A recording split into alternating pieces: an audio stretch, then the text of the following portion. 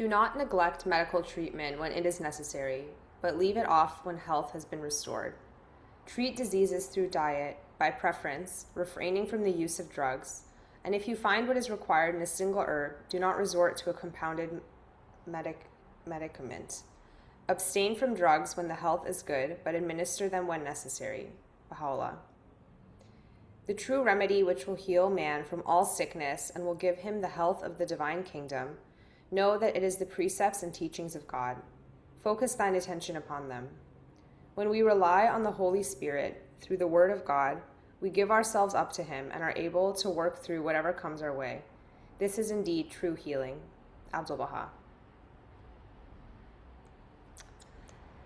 So today we're really happy to have Dr. Shahram Ayoubzadeh, and his talk is a Baha'i perspective on holistic healing and spiritual dimensions of health and disease. And this is actually a part 2 to the talk he gave last week, which was called Levels of Existence and Consciousness, a Baha'i Perspective. Dr. Shahram Ayoubzadeh began his medical career in conventional medicine, later specializing in infectious and tropical diseases. His doctoral research on the healing power of the doctor-patient relationship sparked a lifelong interest in the placebo effect, mind-body medicine, and complementary approaches to care. In 1990, he earned his degree as a Naturopathic Doctor from the Canadian College of Naturopathic Medicine and subsequently trained in homeopathy under world-renowned masters.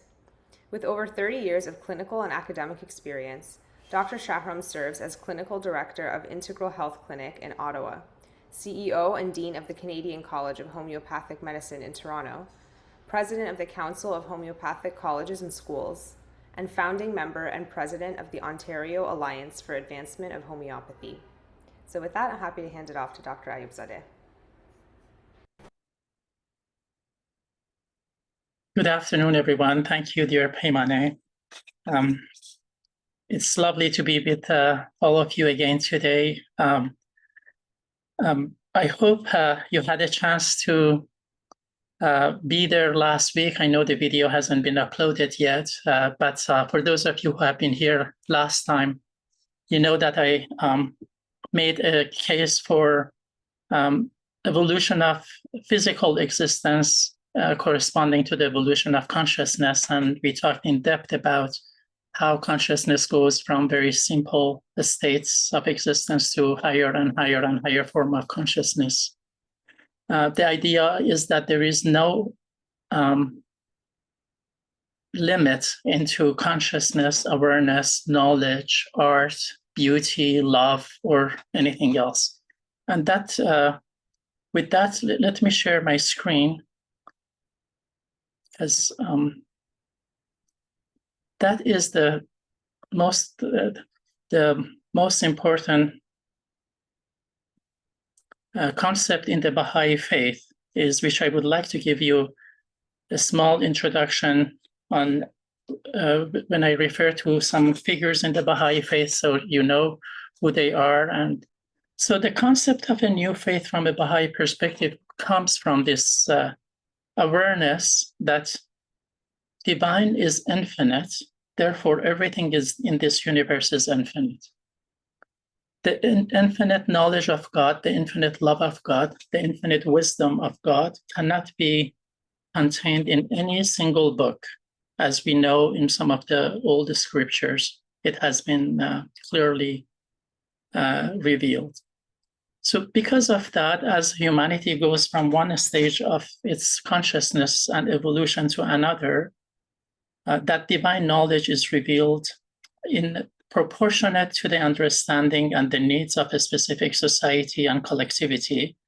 And as humanity is growing in its evolution, that knowledge is shared more and more and more. Just the same way as when you go to school, you start with kindergarten, then you go to primary school, and then you go to high school and university and so on.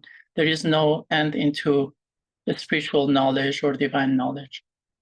So because all the religions of the past have always predicted that there will be a promised one that will come and bring humanity to its maturity, which is a state of its oneness and connecting all the peoples of various races and religions and countries to under one banner. Baha'is believe that that time has arrived around 160, 70 years ago with the coming of the Baha'i faith. The birth of the Baha'i faith started in Iran, in Shiraz and Tehran, with the coming of the Bab as the gate or the forerunner of the Baha'i faith. And then he announced the coming of the promised one of all the religions after himself. And Baha'u'llah is that manifestation of God that Bab had foretold. Baha'u'llah means the glory of God. It refers to the return of Christ, also as Christ saying that he will return in the glory of the Father. Abdul Baha, which means servant of glory or servant of Baha, is the son of Baha'u'llah. He is the only official interpreter of his writing after the passing of Baha'u'llah. And he traveled through Europe and North America and explained in detail what are the teachings of the Baha'i faith, what is it that Baha'u'llah really wanted to teach mankind. And then he appointed Shoghi Effendi, his grandson, as the only interpreter of his writings and Baha'u'llah's writings after him. Shoghi Effendi is considered as the guardian of the Baha'i faith, and then upon his passing, as it was directed by Baha'u'llah, all the Baha'is of the world got together to elect the Universal House of Justice.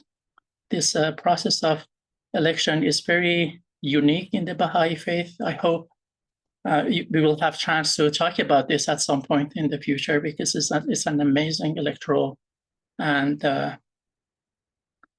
consultative process that happens within the Baha'i community. And at the national level, the National Spiritual Assembly is governed the affairs of the Baha'i communities, and the local spiritual assemblies are elected on a yearly basis, and they govern the affairs of the Baha'i community for 1 year. So this is a very brief introduction of the Baha'i faith. So we're going to talk about some of the Baha'i teachings on health and healing and medicine. We look at some of the guidelines and indications from the authoritative figures of the Baha'i faith. And want to also mention that some of these writings of Baha'u'llah and Abdul Baha have not been yet officially translated. So we do not have an authorized translation. So some of these quotations could be open to interpretation, and I'd like to discuss that as well. And what I hope to do by the end of today is to understand what could cause mean. When we say you need to treat a disease, what are we talking about? And what is the conventional medicine approach versus complementary medicine approach to understanding cause? And how various alternative medicine look at cause in different light. I'm hoping that by the end of today, you will see that there is a clear connection between mind, body, and soul. And because of that, there is huge implications on the physical body if anything is not healthy at the mind or at the soul level, which is our understanding of self and our understanding of others and understanding of life and universe and God. It's very important to talk about science. The Baha'i faith has emphasized a lot about the importance of science. If we do have time, I'd like to cover some aspects of emotional health and how does it affect our physical body. And it is very important to understand what do we mean by holism. What does holistic really mean? Because in the last 37 years that I have been involved in alternative medicine, it is very clear to me that people have different understanding of holism or have different understanding of the cause as well. It's very important to recognize that in the Baha'i faith is not affiliated or recommending any specific school of nutrition or medicine. So again, Zoom is covering. So this is from the writings from a letter from Universal House of Justice to an individual. So no specific school of nutrition or medicine has been associated with the Bahá'í teachings. What we have are certain guidelines, indications, and principles which will be carefully studied by experts and will, in the years ahead, undoubtedly prove to be invaluable sources of guidance and inspiration in the development of these medical sciences. Moreover, it is premature to try and elaborate on the few general references to health and medicine made in our holy scriptures. So the believers must guard against seizing upon any particular text which may appeal to them and which they may only partially or even incorrectly understand. So I think it is the duty of every physician, every health practitioners, to remember that even though we are all allowed to have our own understanding of any aspects of any of the writings, but it is very important not to associate that as a Baha'i way of doing things. So what I'm hoping to share with you today is also the result of my own experience in my journey in conventional medicine first and then in alternative medicine, and my understanding of some of these writings. So the science of the healing art, this is from a tablet of Baha'u'llah to a physician of his time. And these physicians were mostly, it's important to know at that time in Iran, they were mostly herbalists. They would use food and herbs and different humors and temperaments to prescribe. This tablet is also not been officially translated, but the essence of this writing is the science of the healing art is the noblest of all sciences. It is indeed the most potent instrument for the protection of the bodies of men. He had given it the foremost rank among all sciences and the pursuits of the learned. So the reason the science of medicine is so important in the Baha'i writings is because our physical body is considered as the temple of, or as the throne for our soul. And in order for our soul to be fully capable to express itself in the physical reality, it needs to channel its energy through the physical body. So the more we care about our physical body, then the healthier we are as an individual, and the more capable we are to reflect the spiritual qualities that are given to us by our Creator. In one of his writings, there is from the talks of Abdul Baha in London. This is not also officially translated yet. In this discourse, he says, there is but one power which heals, that is God. So all healing comes from God, and everything else that we use are tools and means through which this healing takes place. And then Abdul Baha talks about something really important in my mind. He said the state or condition through which this healing takes place is the confidence of the heart. So it is extremely important that when we go see any health practitioners, that we go with utmost confidence at the same time that we have an open mind, and we have to be very careful because our body is so important, to be careful that we're seeing the most competent physicians and health practitioners that exist in any given locality or town. And fortunately, with the advent of internet now, the whole world has become such a small place that it may be easier to find a very competent physician outside of the regions that we live and have a second opinion or have an advice. So the confidence of heart, therefore, is extremely important. Whatever we do, we have to put our trust in God and in the hand of the physicians that we're consulting. And he says, by some, this state is reached through pills, by others through powders, and by physicians, or trusting your physician or trusting what you're taking. And then he says, for others, it may be through hygiene and through fasting, so related to food, how much food you take or not, and then prayer, so changing the state of the mind. And then he says, by others, healing can happen through direct perception. And this direct perception is subject of very likely another talk, but it is extremely important to recognize that sometimes a change of a state within the person can create a change on the physical body as well. It's as if once you solve a puzzle, suddenly everything can relax and heal. So this direct perception is a state where something is not working right, and somehow through a change in the state of the mind or the heart or the soul, things fall into place and everything works well after. So in summary, there is no specific school of medicine that is associated with Baha'i writing.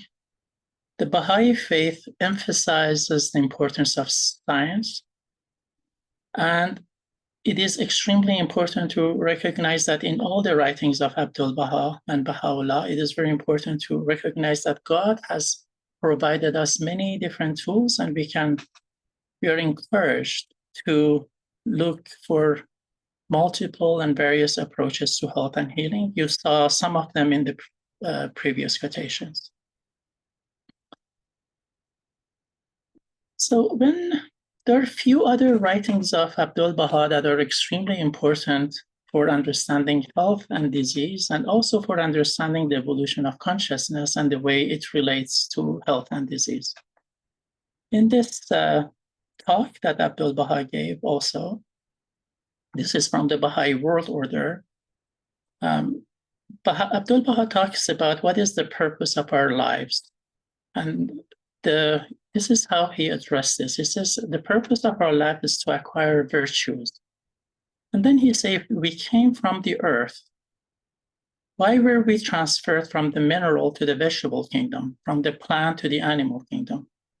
Then he says, it is so that we may attain perfection in each of these kingdoms, that we may possess the best qualities of the mineral, that we may acquire the power of growing, as in the plant, that we may be adorned with the instincts of the animal, and possess the faculties of sight, hearing, smell, touch, and taste, until from the animal kingdom we stepped into the world of humanity and are gifted with reason, the power of invention, and the forces of the spirit. So within this quotation, and that was part of the talk that I gave last week, it is really important to recognize that human beings are deeply connected to nature, that every mineral that exists in nature is part of who we are, and we possess all the qualities of those minerals. All the properties are within us. Every plant, every animal that exists outside of us is also part of us, because we have evolved in nature. And last time I talked about how our autonomic nervous system, or what used to be called neurovegetative nervous system, was part of our what connects us to the plant kingdom, because that's what we have inherited from the plant. And our reptilian brain, which is called the brainstem today, and our mammalian brain, which is called the limbic system, are part of who we are.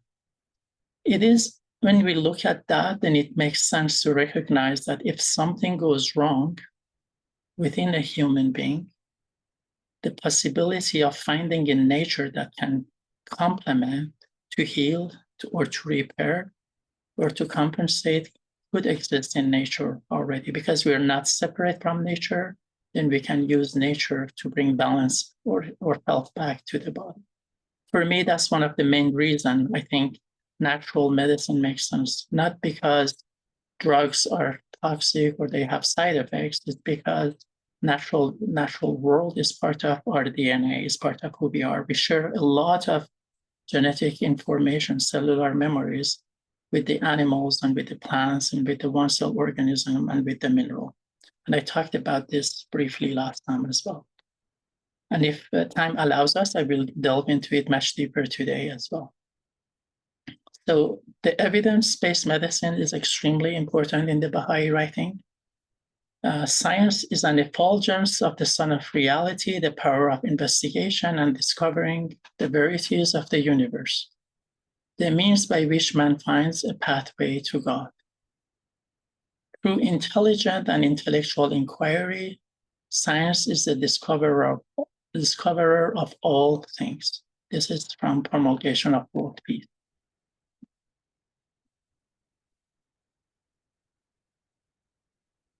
I have access, if you like, Shahram. Now I can unmute my perfect. microphone Please go whenever ahead. you leave me. Okay, evidence-based medicine. The first principle is the independent investigation of truth. For blind imitation of the past will stunt the mind. But once every soul inquireth into truth, society will be freed from the darkness of continually repeating the past. So independent investigation really means each one of us are responsible to ourselves and to God, our creator, to find the truth for ourselves. That the time for blindly following anybody else is extremely outdated. So this personal investigation of the truth, it means also regardless of which system of medicine we are pursuing, within that system, we have to have a very open mind to be able to investigate the truth of that system as well, and not to just follow a professor or a scientific leader. I think this is not just about blindly following a priest or a religious figure. It's about blindly following anybody in any aspects of life.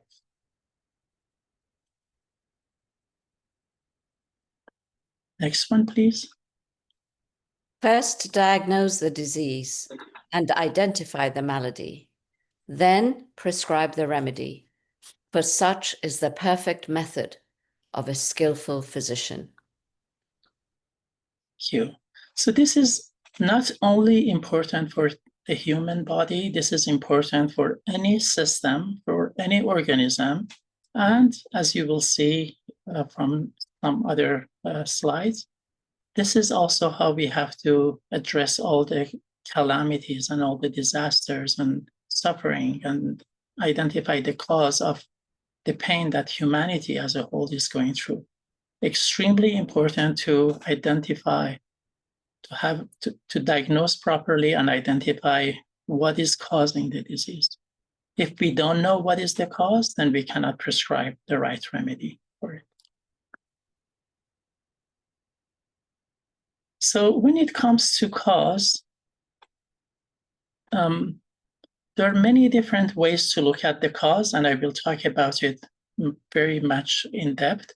But for those of you who are familiar with the tablet of physician, and as I said, this tablet has not been officially translated there, Baha'u'llah in this tablet talks about, at one part of this tablet is about for every effect, there is a cause. Anything that happens, there is a cause. And when he talks about the causes, he makes a statement that we can translate in two different ways. And both of them, in my mind, are equally true because we can see other writings of Abdul Baha and Baha'u'llah that could support both of them. So I'm going to share with you these two different ways of reading it. One of them, which is one of the oldest translations of these writings, both in English and French, this is how they have translated that statement by Baha'u'llah. First one says, relate the diseases to their causes. When I put the same Arabic quotation, because that tablet was revealed in Arabic, into GPT, this is how it translated it. The cause of the disease are to be understood. And in Copilot, the translation is confront illnesses with their causes. And then in some of the newer translations, again, still unofficial translations, this is how this passage has been translated. Counter the diseases with established means. Both of them are highly supported by other writings of Baha'u'llah and Abdul Baha, as I mentioned. Baha'u'llah clearly says that even though the healing comes from God, that God has established means and had provided many different tools at our disposal to transform diseases to health. And for that, we need to have a very scientifically trained physician who understands the body and the mind and the soul and is able to find out what needs to be cured in the patient. And Baha'is are encouraged always to find the most competent physicians for any conditions that they suffer from. So it's very clear that we have to use means in order to achieve health. But at the same time, there are many quotations of Baha'u'llah that talks about you have to first identify what is the cause of something and find the connection between those before you can prescribe a medicine. And we're going to look at a couple of those quotations together. So this one, please. All that we see around us is the work of mind or intelligence. It is mind in the herb and in the mineral that acts on the human body and changes its condition. When I first came across this quotation, as I'm sure most of you or any of you who see this for the first time, it is really perplexing or puzzling because we never think of the mind or intelligence in the herb, let alone to think of the mind in the mineral that acts on the human body and changes its condition. But that quotation is there. Again, this is from Abdul Baha's talk. These are not official writings of Abdul Baha. But we do know that there are many places by Abdul Baha where it talks about how intelligence or the divine intelligence is the source of everything that exists. And this divine intelligence permeates everything that exists in nature. So when we talk about the intelligence of a plant or a virus even, or an animal or a human being, all of those are the manifestations of the divine intelligence that exists in the universe. Last week, when I talked about the evolution of consciousness, I made a point for saying that consciousness or infinite source of knowledge and information interacts with energy, and that's how the matter comes into existence.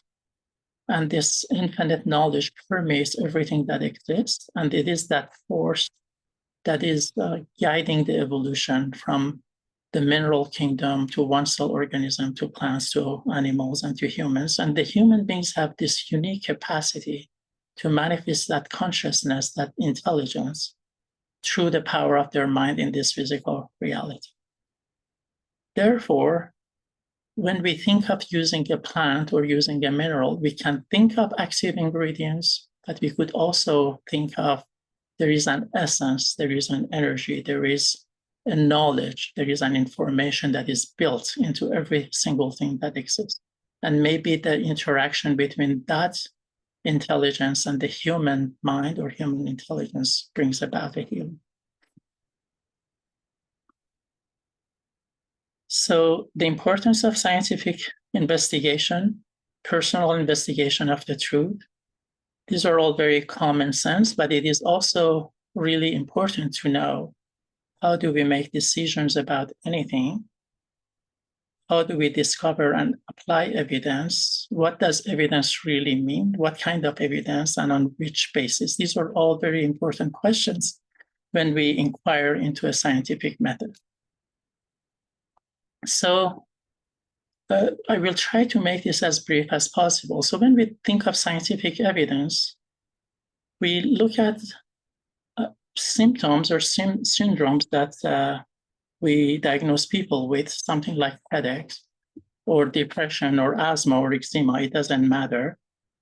And then we want to alleviate the suffering of the patient. So we devise a system, a method, in order to do a scientifically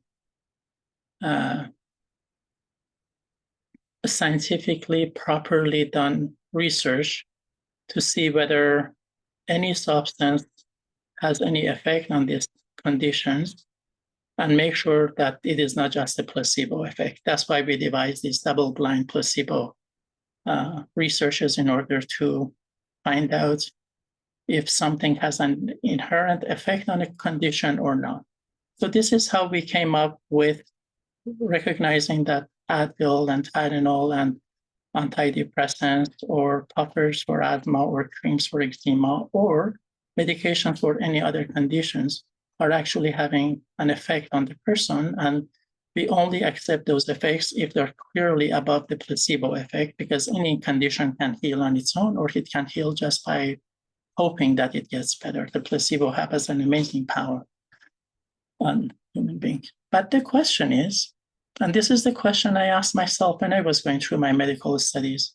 When I was on my 5th year of medical study, I asked myself, I know I can use a painkiller to get rid of a headache or use a puffer to get rid of the asthma, but I wonder what is the cause of the asthma? Can we ever get rid of the cause of the asthma or the headache or the depression or the eczema? So people do not have to take a pill every time the symptoms are present, or take a pill on a daily basis to control the blood pressure or the depression.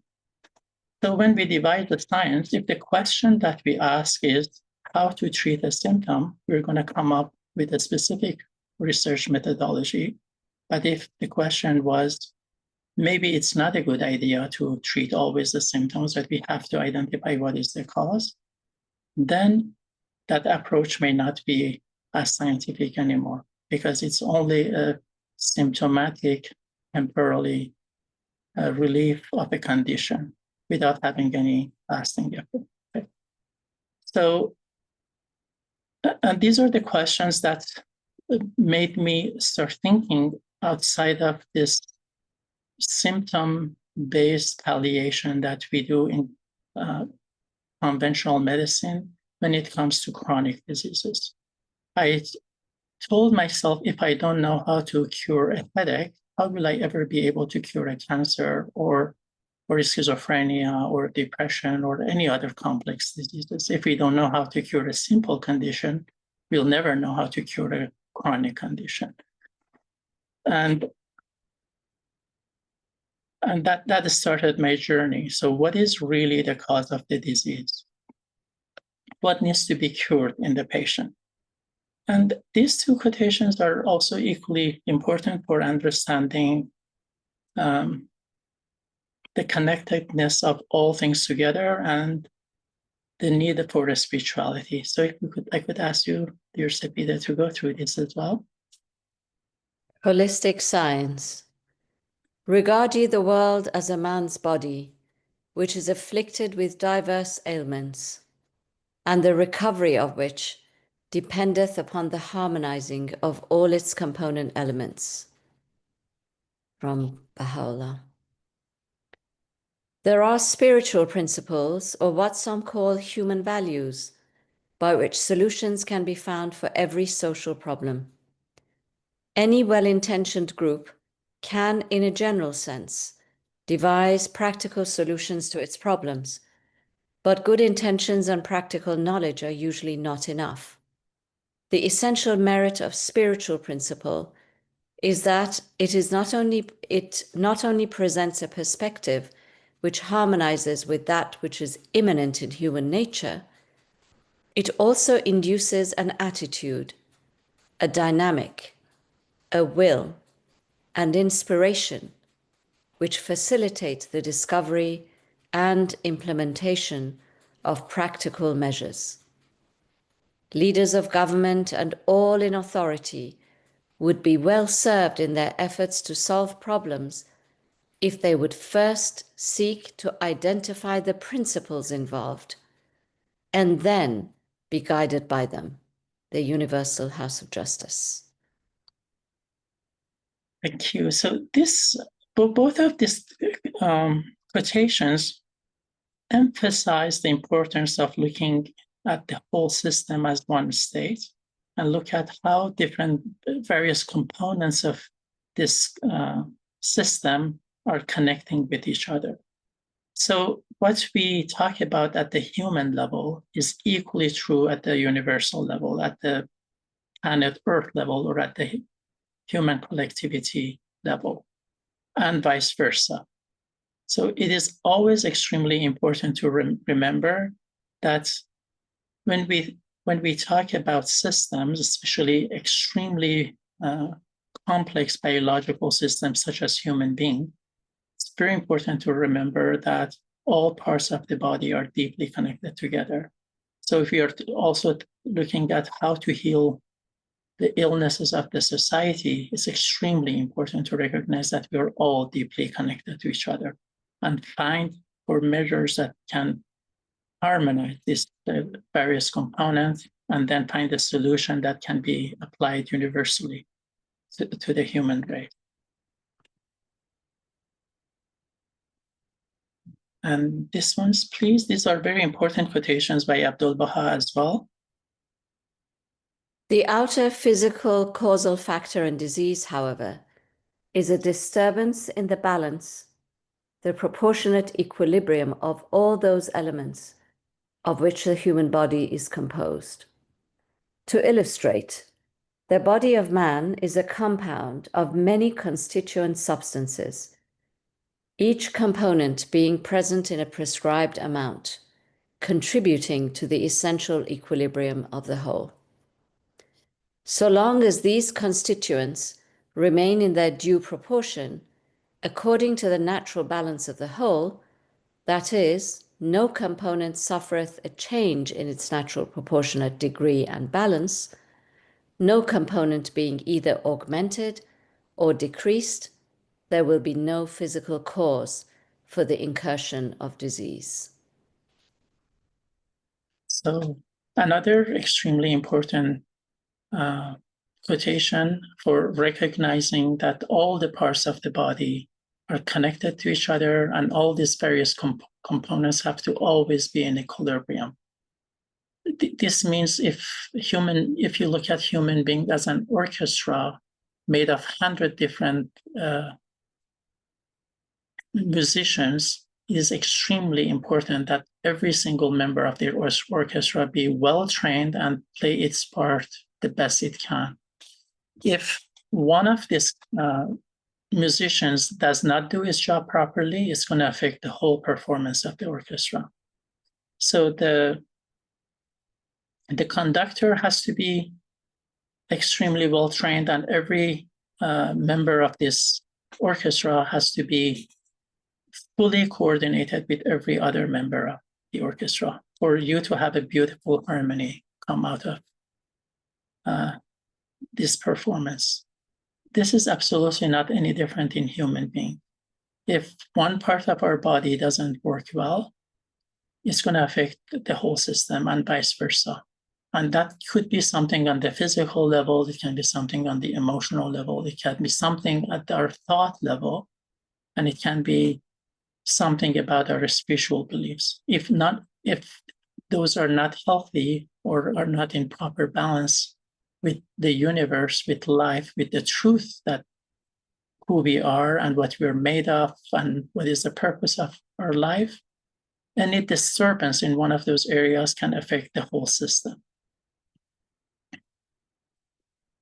So the letter that we read from the Universal House of Justice mentioning that there is no specific school of nutrition or medicine that is associated with the Baha'i faith was in response to this letter by one of the friends from Iran. If you can read that, please. One of the friends in Persia wrote to Shoghi Effendi and asked this question: is it true that Abdu'l-Baha has said that biochemical homeopathy, which is a form of food medicine, is in conformity with the Baha'i medical concept? The beloved guardian's reply to this question in a letter dated 25th of November 1944 was as follows: this statement is true, and the truth thereof will be revealed in the future. Thank you. So this is this answer following this letter by this Baha'i friends to the Universal House of Justice is extremely important. That it's not because in the writings are some references to one specific system of medicine that this is the Baha'i way of doing things, but that also provoked my curiosity to see what is homeopathy. Is homeopathy actually a form of food medicine or not? And what does it mean that it is in conformity with the Baha'i medical concept? Most of my journey in health and healing was driven by this quotation as well. So just to inform some of you who may not be familiar with some of this term, biochemical homeopathy is one of the branches of homeopathy which uses various tissue salts and various minerals in conjunction with some food advice, nutritional advice to the patients. So anything that may be an obstacle to the cure is removed. So whatever a person is consuming, and then the whole person is studied, and based on their symptomatology, biochemical homeopathy, that's at the time of Abdu'l-Baha and Shoghi Effendi, was trying to bring balance back into the body. And homeopathy since then has evolved to thousands and thousands of other remedies that have been used on a daily basis by millions of homeopaths worldwide. So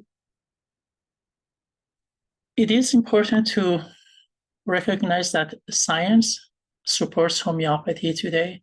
Unfortunately, there will not be enough time to go through what science supports, what are the scientific evidences for validity of homeopathy, but at least with one of the major researches that came out in 2020 and was published in the Journal of Oncologists, which is a very reputable medical journal, a study that was done in 3 different centers and investigating the effectiveness of homeopathy for patients who suffer from lung cancers, which is one of the hardest cancers to treat. So they had a group of close to 50 people who did only chemotherapy. Another 50 people did chemotherapy plus a placebo, and another 50 people, they did homeopathy plus the chemotherapy together.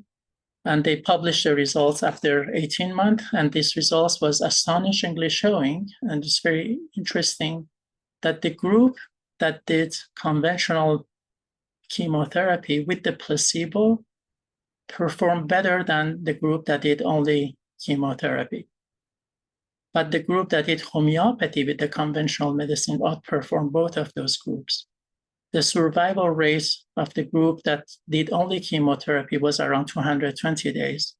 And the survival rate of the group that did homeopathy plus the chemotherapy was around 450 days, which is almost double the survival with the chemo.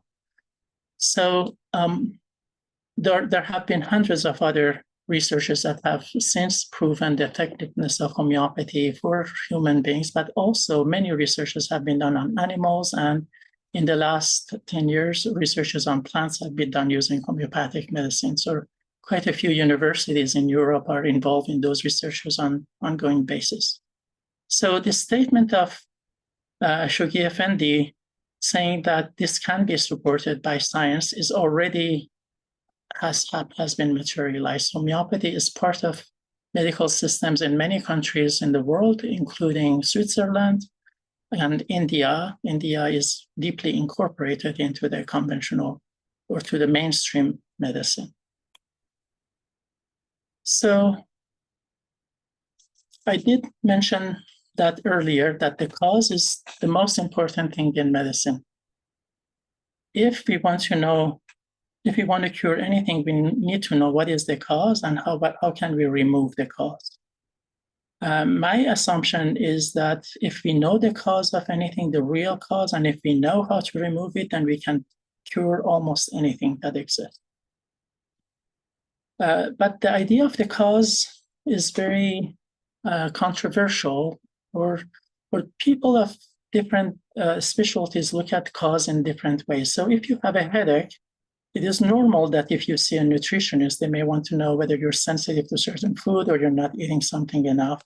But if you see an acupuncturist, it's more about the meridians of energies being balanced. If you see a chiropractor, it's about your spinal health. If you see a herbalist or psychologist, an osteopath, a nutrition, a naturopath, a homeopath, a neurologist, you may be told many different causes for your headache.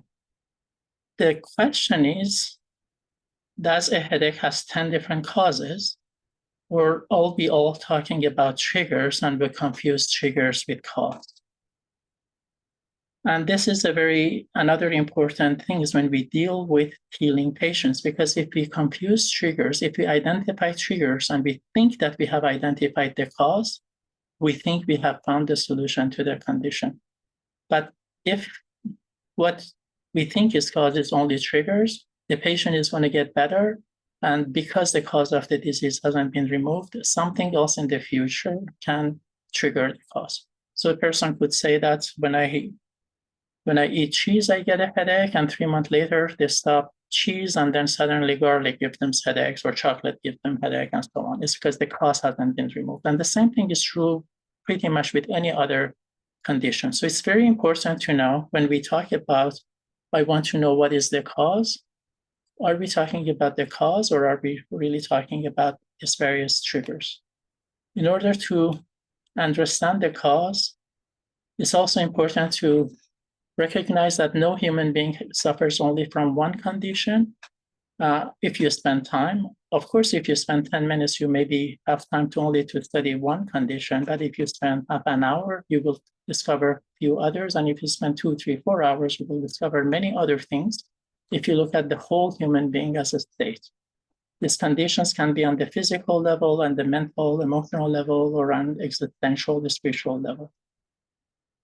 So now the question is, if a person suffers from the headache and at the same time they have asthma or knee pain and depression and anxiety and insomnia, are we looking for 5 different causes?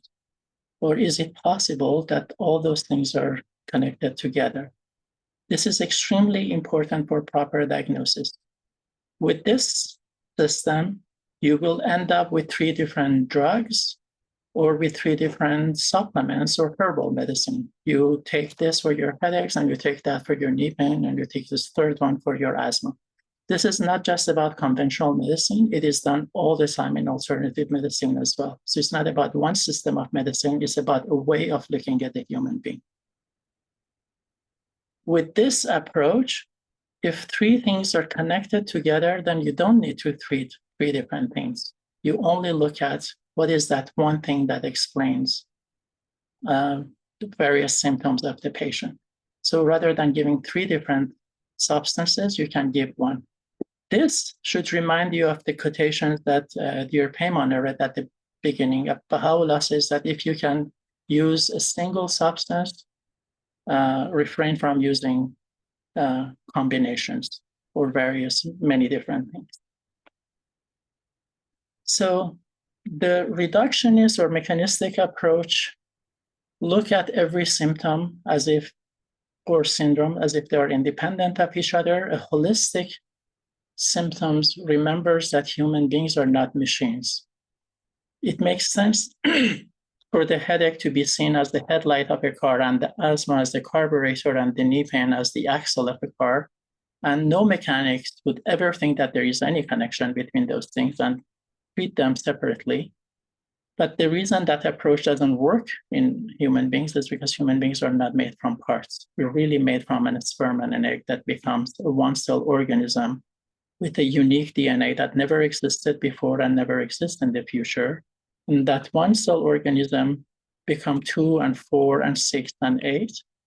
And by the time that you deal with a human being that has many different symptoms on the physical, mental, emotional level, then it is possible that everything is deeply connected together. When you look at a human being like that, you know that if you treated only the headache and you neglected the rest, it's like you're removing some leaves from a branch, and this branch is going to produce more leaves in the future. Or you're going to cut one branch, and the energy that was going in this direction is going to go in another direction. So my headaches are better, but my constipation is getting worse, or my constipation is getting better, but my asthma is getting worse, or I'm getting more nightmares, or my fears are increasing, and so on. It's because the whole system is not being seen as one day.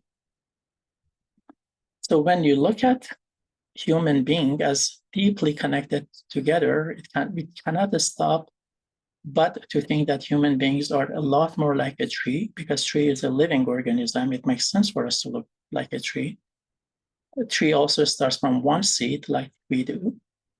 And different symptoms are various branches of the tree. So rather than treating each branch with a different approach or a different mean, it is extremely important also to recognize what is the connection between all these various branches of the tree. And like trees, we have very deep roots. The roots are what we inherit through the egg from our mother and through the sperm from our father. And they inherit theirs from their parents and grandparents and great-grandparents. So in a way, human beings are more like this. The cellular memory passes from one generation to another for centuries and millennia even. And that one cell organism that has a unique DNA replicates itself to 2 and 4 and 8. And that's how the whole being comes. So everything about us is not only connected to what is happening around us, it's also deeply connected to what has happened to previous generation. This means when you look at a human being, that when it gets cold, they suffer from asthma, or if it gets too hot, they suffer from headache.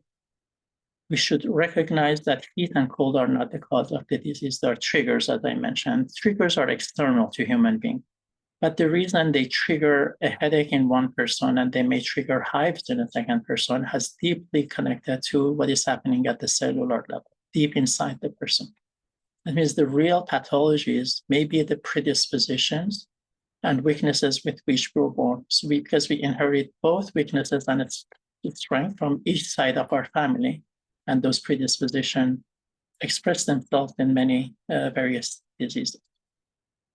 So I talked earlier about homeopathy. From many various branches of medicine, alternative or conventional, that I've studied, homeopathy was the only one that gives as much importance to what is happening on the physical level from head to toe, including how you react to external environment, what are your cravings, what are your aversions, what is the health of your nail or health of your skin, and so on, as it does to all the emotional traumas that you suffered from or you went through from childhood until today. What is your nature? What are your strengths? What are your weaknesses? What are your phobias? What are even your nightmares? And then pay attention to the faculty of the mind, any questions with concentration, with memory, with learning, and so on, as it does with any existential angst that a person has around sense of self, sense of worth, purpose, meaning, my place in the family, my place in the community or in the world. So, but all of those are considered as branches of the tree. None of them are the real cause. Cause would be that one thing that is able to explain every single thing that a patient suffers from. So if we identify that unifying link the common denominators of all the symptoms of the patient. And then if we identify a substance that is able to cure those conditions, then there is a chance to bring about a healing at the human level.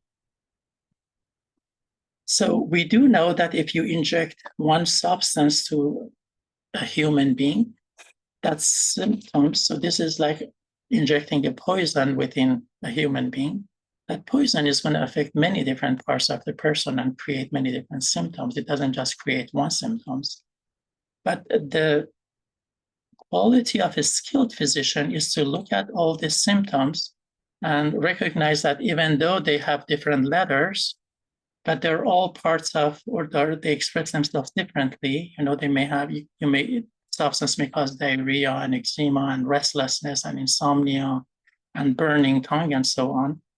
But a skillful physician could look at all of those and say, oh, these are manifestations of arsenic. So even though they look like separate, but they're very deeply connected because one thing is able to cause everything.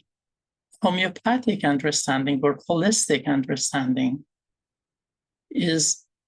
talks about this, that if a substance is able to affect 50 or 100 or 300 different symptoms, which is the case with arsenic really, and many other poisons, then it is also possible that a patient that has 20, 50, or 100 different expressions in various levels, that they're also deeply connected together. The homeopathic principle also says that if you look at the human being as being locked in a very unique way, the same key that had locked the door is the only key that can open the door. That's what homeopathy means, is the law of similars. If one substance can cause something, that same substance can cure. Except homeopaths have realized, homeopathy started in Germany and by a physician who was a biochemist and chemist as well as a translator, that in order to not cause toxicity in human being, he started diluting homeopathic remedies more and more and more to find out how much can he dilute and suppress a substance and still see a reaction. And to his astonishment, he realized that if he identify the right substance for a person, it doesn't matter how much he dilutes a substance. The substance still is recognized by the body, which made him realize that what is healing in the substance is not their active ingredients, because he would dilute it beyond being able to identify any active ingredient. And he talked about a vital force that exists in every substance. And that vital force of the substance, if it is released by these serial dilutions and succussions, it can interact with the vital force of human being and brings about the healing. But you need to have the right substance for the right person to bring about that healing. So therefore, when you give a substance for the trunk of the tree, then you expect to see changes in the headaches, in the dreams of the patient, in their asthma, in their knee pain, in their phobias, and even affect the way their hobbies are and how people around them are affecting them. When you give one substance and you see 20 different changes, then you know that substance is working holistically. It's working everywhere in the person.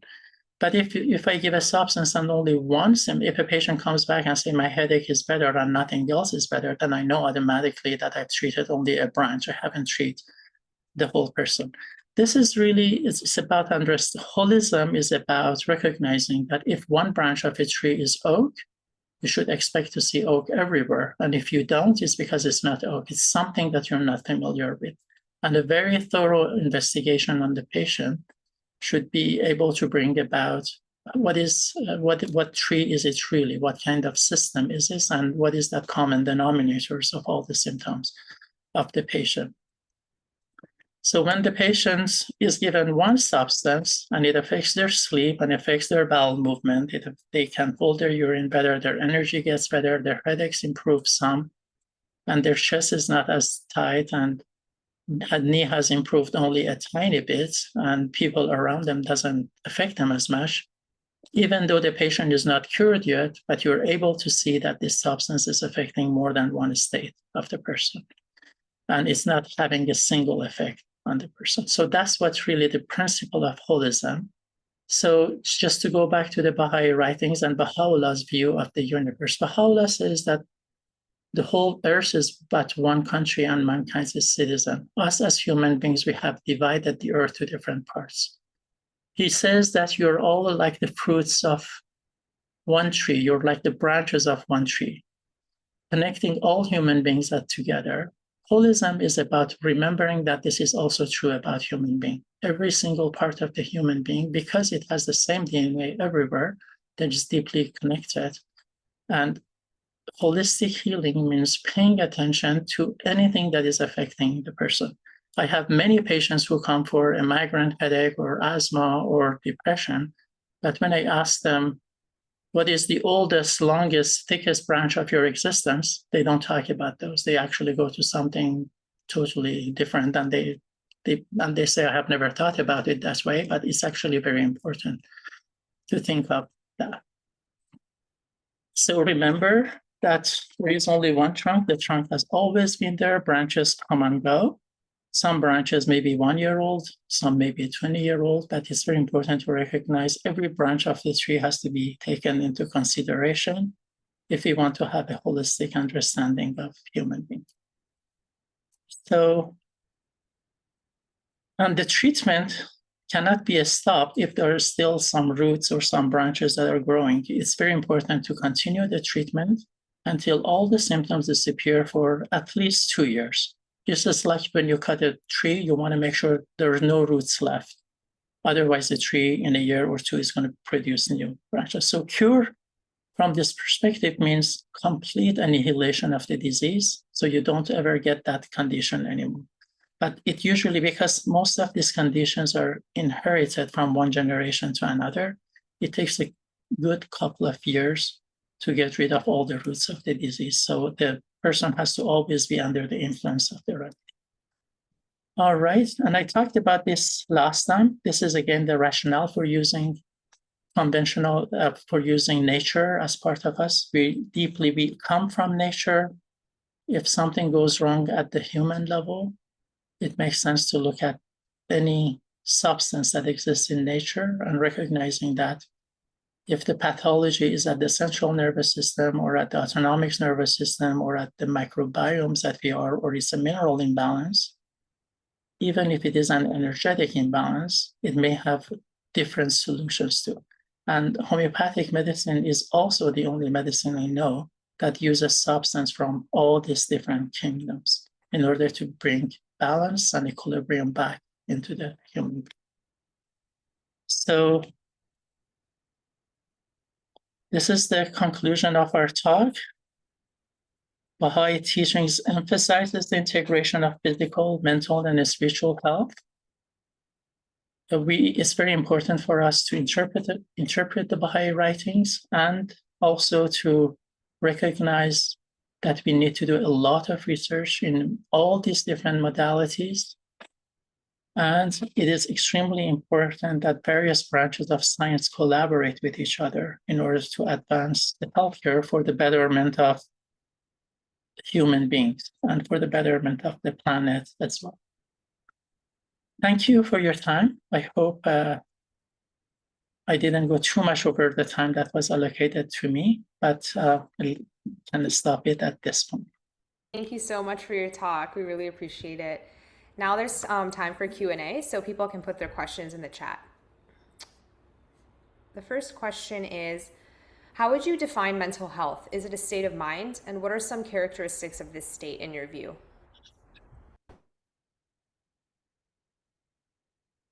I think any person who is not feeling well has a mental health issue at the same time. You know, when a state of the mind is completely healthy, it permeates every decision we make in our life. And it permeates every relationship that we have. Relationship with self, relationship with our family, relationship with others, with the strangers, and so on. So because of that, we can refer to psychiatric definition of mental health, or we could recognize that we all suffer from some mental health. As long as our mind is not completely healthy, that means freed from its prejudices, freed from its fears, freed from disconnecting from others, that we all suffer from some kind of mental health issue, but it allows us to function. It's like, your body is itchy a bit. It doesn't stop you from living. But it's very important to know, why do you have this itch, or why do you have this minor headache once in a while? Mental health is the same. At any time that we find there is something that is ruminating too much at the mind level, I would describe that as something that needs to be considered, needs to be investigated at the deep level. So I always ask my patients, what has affected you the most emotionally? What has affected you the most mentally? Now, sometimes mind is considered as the intellect, sometimes it's used as the emotional state of the person. We need to, but it's very important to not to limit mental health diseases only to a few things for which we have pills. We have pill for anxiety, but it doesn't cure it, it just controls it. We have pills for depression and many other personality disorders of various forms. But a lot of human beings suffer from being too embarrassed. Human beings can suffer from being too jealous. It's not a pathology for which you have a pill, but guilt and shame is a very strong part of a lot of patients that I see. Holding resentment, carrying grudges, not being able to forgive, having hatred towards someone, it doesn't matter who it is. Any of those emotional states that are not healthy or in accordance with the writings of the Holy Scriptures. Fortunately, in the Bahá'í writings, we have thousands of guidelines about what a healthy mind is about. So when Baha'u'llah says, do not, in the garden of thine heart, plant not but the rose of love, if in our heart we carry anything but love, it shows that something is wrong in our mind. So we need to examine our mind at all times.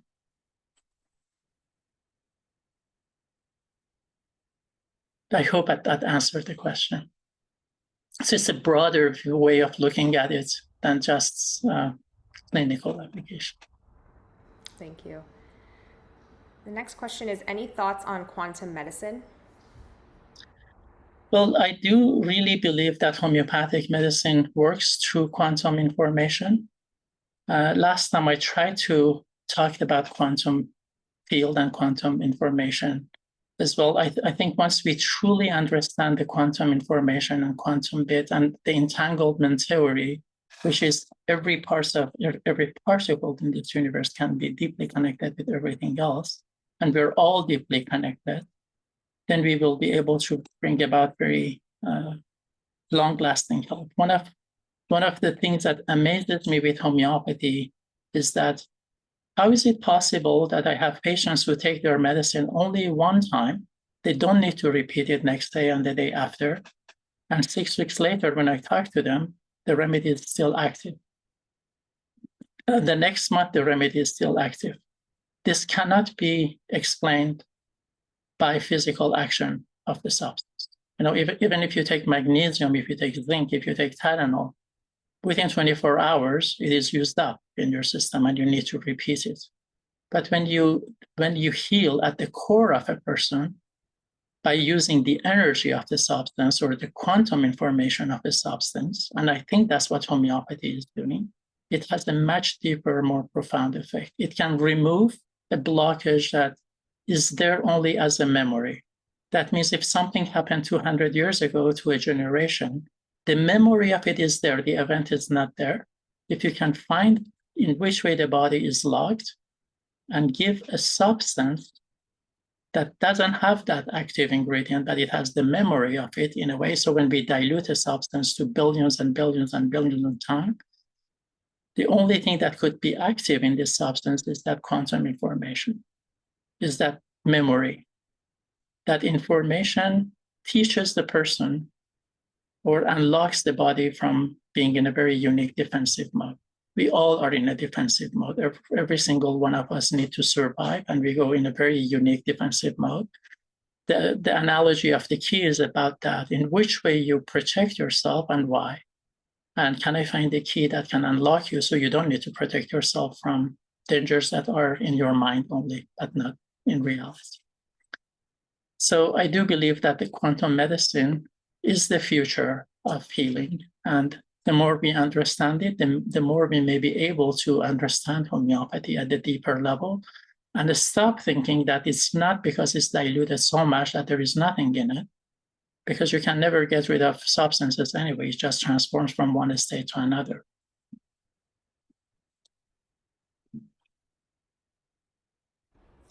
Thank you. How does being vegetarian help with the holistic well-being of body and mind? Also, Abdul Baha has recommended that human beings are not to consume meat, but vegetables. Yes. Well, the good thing is we have scientific evidence for that. Around 20 to 25 years ago, I recall reading a paper following 25,000 individuals who have been vegetarian and comparing them in as close as possible to another group of population that were not vegetarians, and they found that there were 45% less cancer in the vegetarian group. This is really important. If this was a drug that could have improved the incidence of cancer by 45%, every single doctor would have used it, and every patient would want to take it to prevent cancer. But there are many, many researchers that have shown that being a vegetarian is a much healthier way of being. But at the same time, it is very important for us to recognize that health is not only about what we eat. Health is also about what we think. It's also about what we feel and how we connect to ourselves and to the divine and to the others. All of those affects us.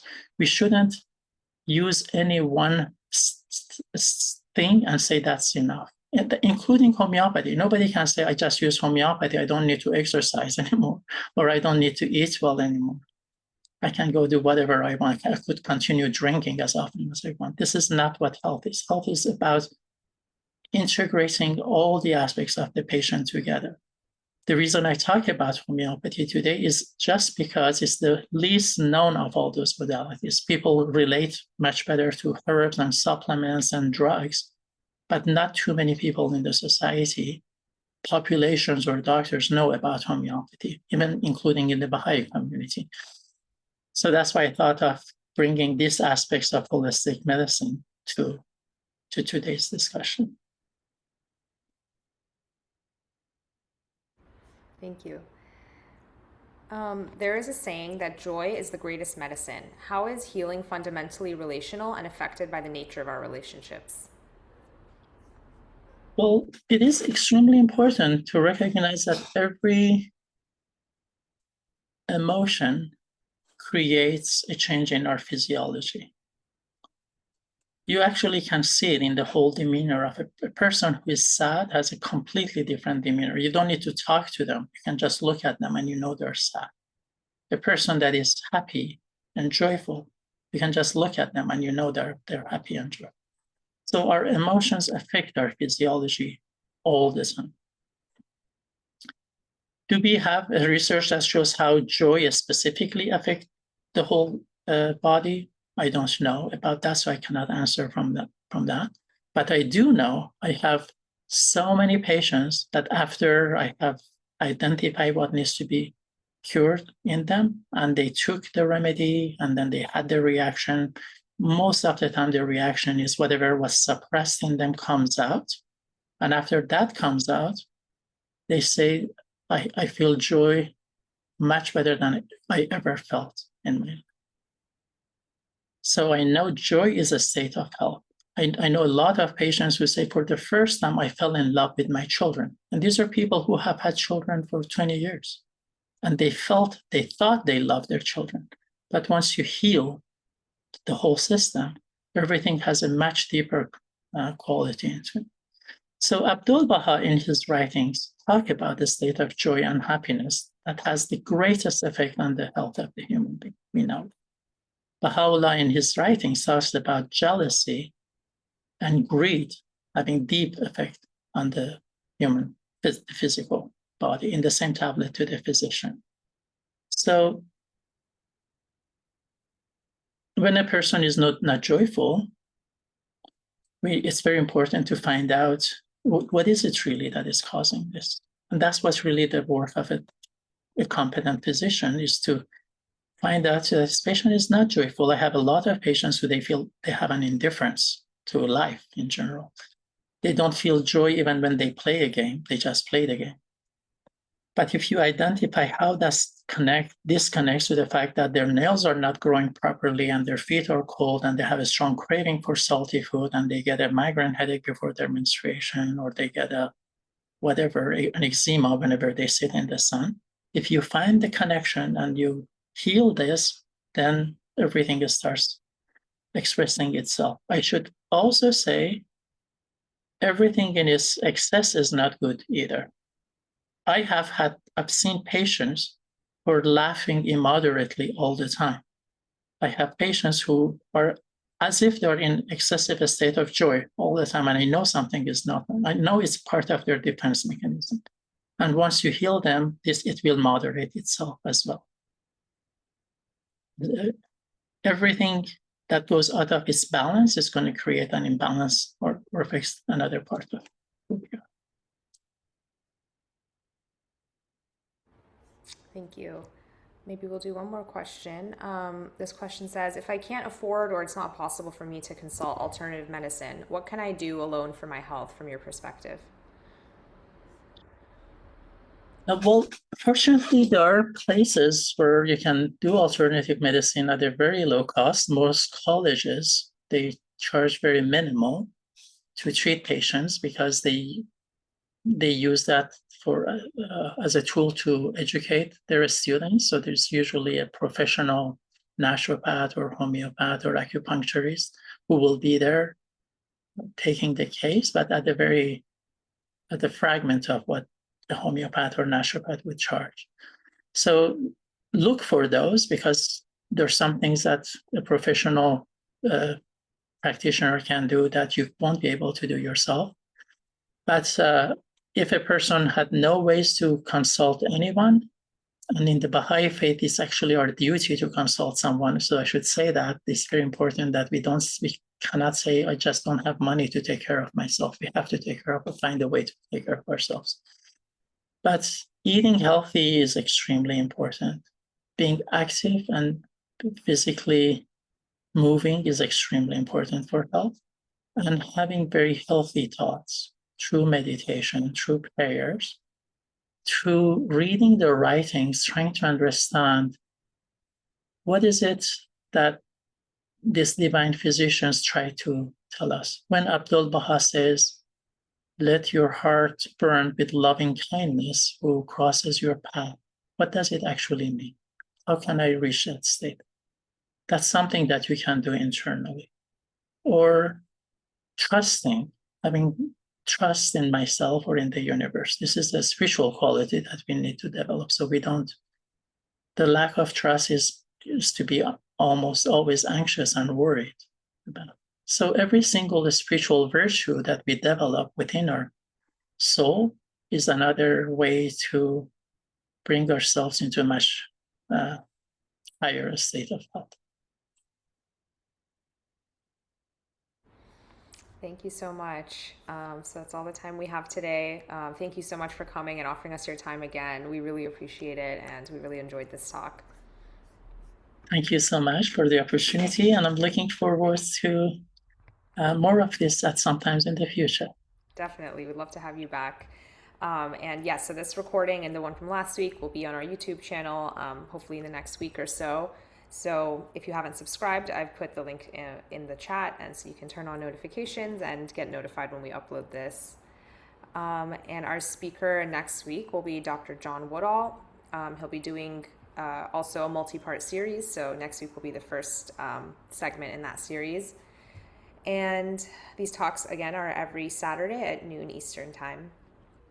Thank you, everyone. Hope you have a nice week, and we'll see you next week. Bye.